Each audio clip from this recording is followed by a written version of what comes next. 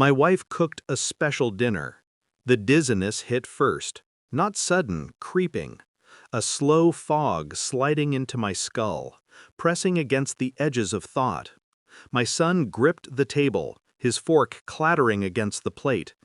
"Dad, I don't feel right." Neither did I.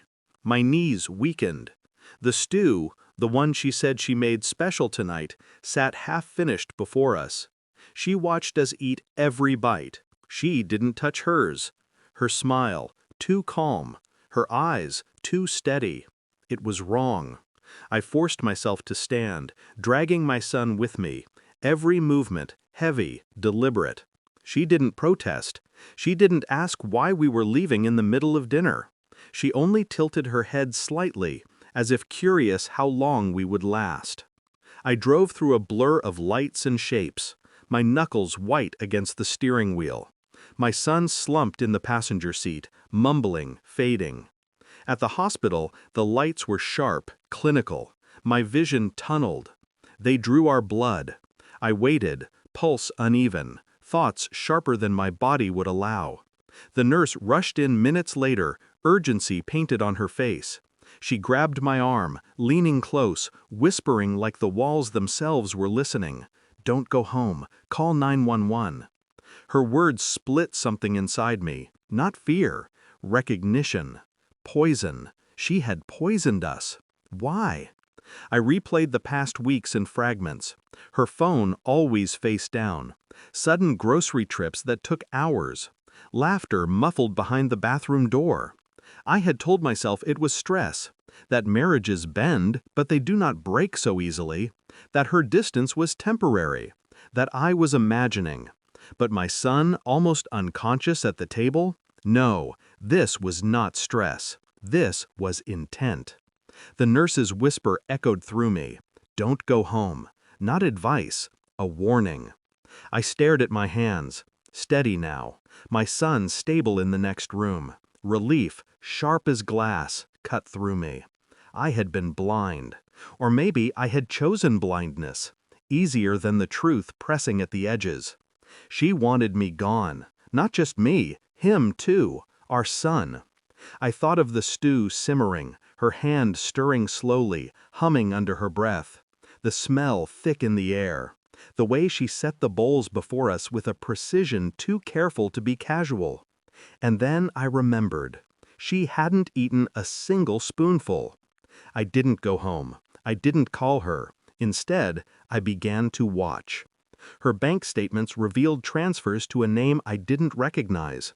Regular, consistent, hidden beneath grocery store payments.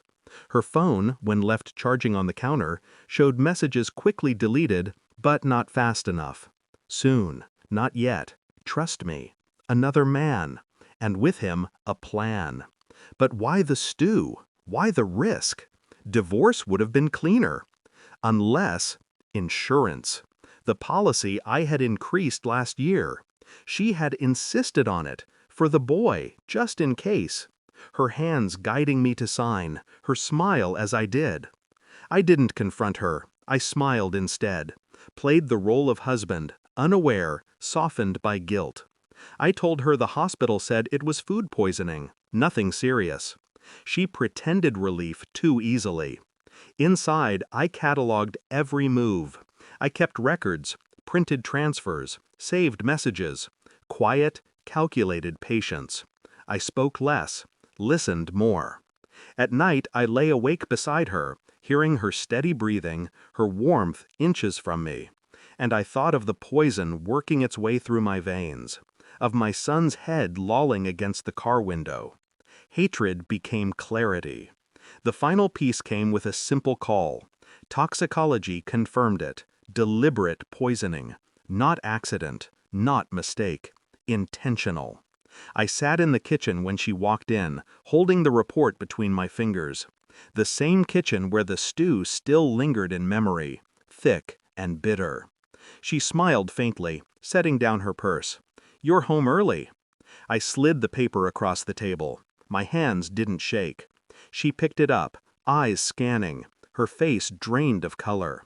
A pause, then a whisper, small, breaking. You weren't supposed to. I leaned forward, my voice low, even. I know. Her lips trembled, searching for words. Denial, excuse. But there was nothing left to hide behind. I had already seen everything. I didn't shout. I didn't strike.